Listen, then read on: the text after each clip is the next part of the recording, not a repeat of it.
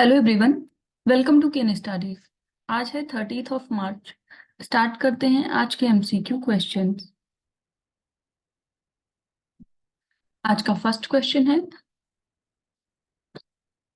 Consider the following statement about investment facilitation of development. यहाँ पर विकास के लिए निवेश सुविधा के बारे में कुछ कथन दिए गए हैं और आपको उस पर विचार करना है। फर्स्ट स्टेटमेंट है, it is a joint initiative launched at the 11th WTO Ministerial Conference in December 2017 on a plurilateral basis by 70 countries. Second, the agreement aims to create legally binding provisions to facilitate investment flows. आपको यहाँ पर बताना है कि कौन सा statement correct है और इस क्वेश्चन में आपका करेक्ट ऑप्शन हो जाएगा ऑप्शन सी। यहाँ पर आपकी दोनों ही स्टेटमेंट्स सही हैं। इन्वेस्टमेंट फैसिलिटेशन ऑफ डेवलपमेंट की बात करें तो इसको लॉन्च किया गया था 2017 में बाय 70 कंट्रीज। आप यहाँ देख सकते हैं। So this was done through a process जिसका नाम है ज्वाइंट स्टेटमेंट इनिशिएटिव और इसका ऑब्जेक्टिव है to facilitate greater participation by developing and least developed WTO members in global investment flows. इसमें इंपॉर्टेंट बात यह है कि भारत अभी तक इस इनिशिएटिव का हिस्सा नहीं है। So the IFD agreement was finalized in November 2023 and at present around 120 of 166 WTO member countries back this agreement. अगर हम इस इनिशिएटिव की बात करें तो इसका लक्ष्य है कि निवेश और कारोबार के माहौल को सुधारा जाए। इसके साथ ही ऐसा करने से जो निवेश का प्रवाह है वो सहज और पूर्वानुमानित हो सकेगा। निवेश की मात्रा में इससे वृद्धि भी होगी और उसकी गुणवत्ता में सुधार किया जाएगा। आप ध्यान रखेंगे कि ये इनिशिएटिव वर्ल्ड ट्रेड ऑर्गेनाइजेशन के द्वारा शुरू किया गया है। बढ़ते हैं नेक्स्ट क्वेश्चन की ओर। India Employment Report 2024 recently seen in the news is released by which organization? आपसे पूछा जा रहा है भारत रोजगार रिपोर्ट 2024 जो हाल ही में समाचारों में देखी गई है, आपको बताना है कि ये किस संगठन के द्वारा जारी की गई है।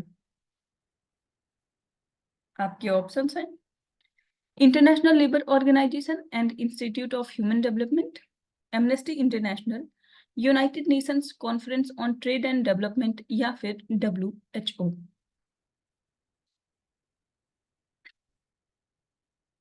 यहाँ पर आपको बताना है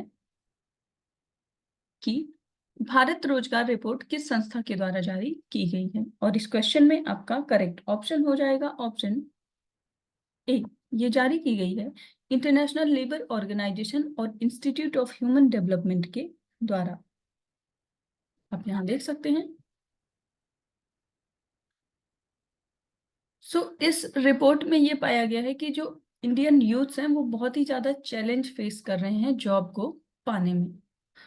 According to this report, alarmingly, around 83% of the unemployed are young individuals, and particularly troubling in the rise in educated youth among the jobless, with those possessing secondary education or higher comprising 65.7% of the unemployed youth, up from 35.2% in 2002. तो आपने देखा कि जहां पर बेरोजगारी की दर जो है 2000 में 35.2 थी, वो अभी बढ़ के 65.7 हो गई है। इतना इंक्रीज उसमें देखा गया है।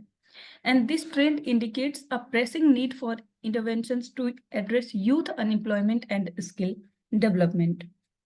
स्किल डेवलपमेंट की बात करें तो इस रिपोर्ट में युवाओं में स्किल्स की कमी पर भी बात की गई है।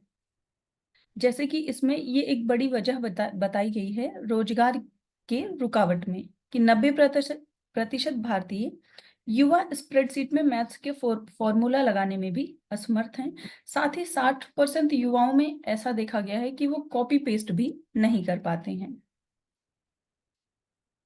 इसके साथ ही अगर हम वेतन की बात करें तो जो नियमित श्रमिक होते हैं उनके वेतनों में भी कोई सकारात्मक वृद्धि नहीं देखी गई है अगर हम वर्ष 2019 से अब की बात करें तो।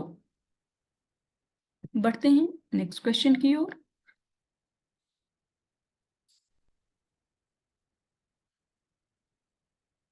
अनएम्प्लॉयमेंट रिपोर्ट में हम एक चीज और यहाँ देख सकते हैं कि जो टॉप परफॉर्मिंग स्टेट्स रहे हैं इनमें, वो हैं दिल्ली, हिमाचल प्रदेश, तेलंगाना, उत्तराखंड और गुजरात। इसके साथ ही ऐसे स्टेट्स जो बिल्कुल बॉटम में रहे हैं, जिनकी परफॉर्मेंस ज्यादा ही खराब है, वो हैं बिहार, उड़ीसा, झारखंड और उत्तर प्रदेश। बढ़ते हैं नेक्स्ट क्वेश्चन की ओर। Recently, NASA and European Space Agency SOHO's mission was in the news. It studies which one of the following space object? आपसे पूछा जा रहा है, हाल ही में नासा और यूरोपीय अंतरिक्ष एजेंसी का जो सोहो मिशन है वो काफी चर्चा में रहा है और आपको बताना है कि ये किस अंतरिक्ष की कौन सी वस्तु का अध्ययन करता है। आपके ऑप्शंस हैं लूनर सरफेस, सन, स्पेस वेदर या फिर स्पेस डिब्रीज। और इस क्वेश्चन में आपका करेक्ट ऑप्शन हो जाएगा option C.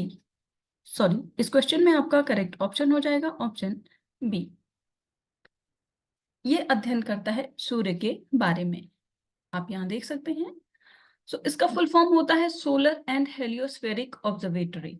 It is a project of international collaboration between the European Space Agency and USA's National Aeronautics and Space Administration, जिसे हम नासा कहते हैं। इस मिशन को लॉन्च किया गया था दिसंबर 1995 में और इस मिशन को साल 1998 तक चलाने की योजना बनाई गई थी, लेकिन यह मिशन अब भी डाटा एकत्रित कर रहा है और अब तक लगभग ये 3000 से ज्यादा नए धूमकेतु को खोज चुका है।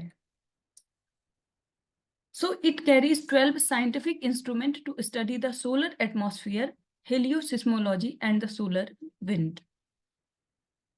बढ़ते हैं नेक्स्ट क्वेश्चन की ओर। Consider the following statement with reference to the Spice Board of India. यहाँ पर भारतीय स्पाइस बोर्ड या मसाला बोर्ड के संदर्भ में कुछ कथन दिए गए हैं और आपको बताना है कि इनमें से कौन सा स्टेटमेंट इनकरेक्ट है। आपका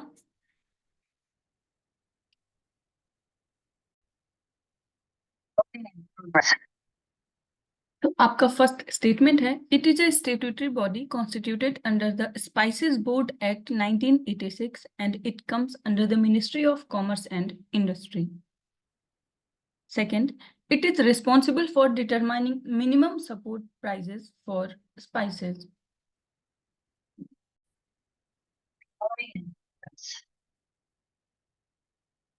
And third, it is headquartered in Kochi. और आपसे पूछा जा रहा है कि इनमें से कौन सा स्टेटमेंट इनकरेक्ट है।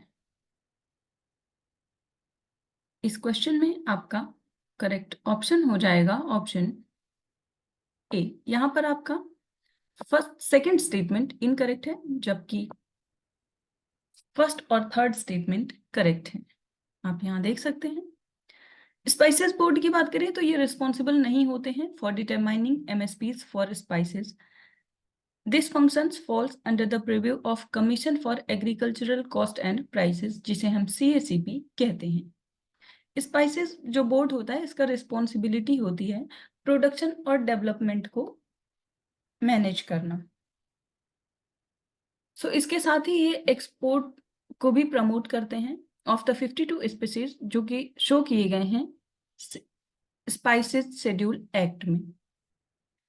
मसाला बोर्ड की बात करें तो इसका हेडक्वार्टर कोची में है और इसके रीजनल लेबोरेटरीज भी हैं जो कि मुंबई, चेन्नई, दिल्ली, तूतीकोरिन, कांडला और गुंटूर में स्थित हैं।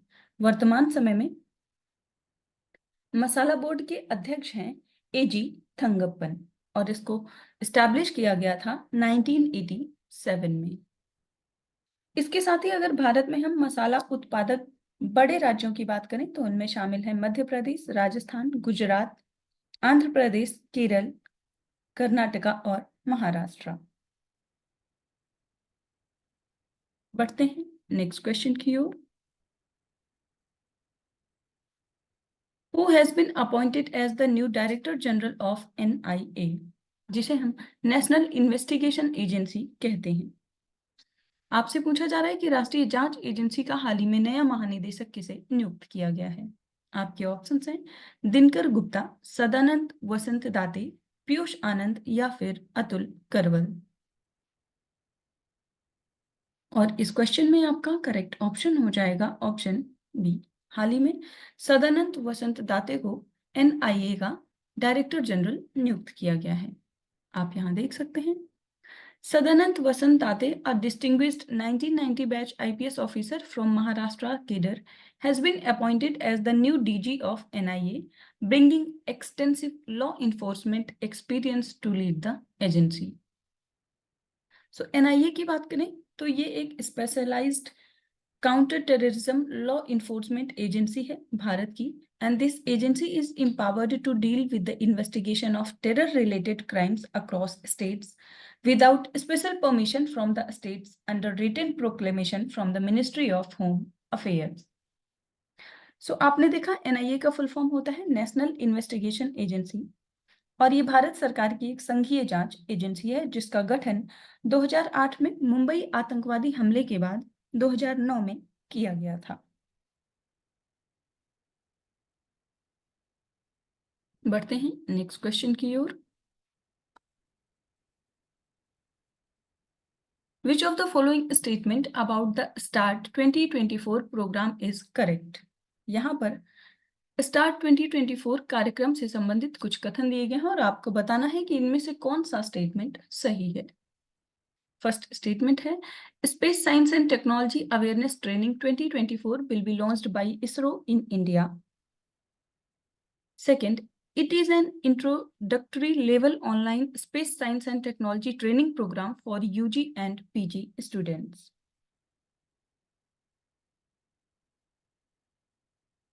और आपको बताना है कि स्टार्ट प्रोग्राम 2024 से संबंधित यहाँ पर कौन सा स्टेटमेंट करेक्ट है।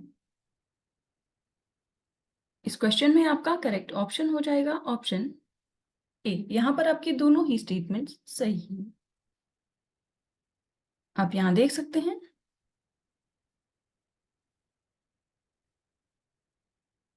स्टार्ट की बात करें तो इसका फुल फॉर्म होता है space science and technology awareness training 2024। ये एक प्रोग्राम है जिसको लॉन्च करेगा इसरो के द्वारा, मतलब इसे लॉन्च किया जाएगा अप्रैल और मई मंथ में।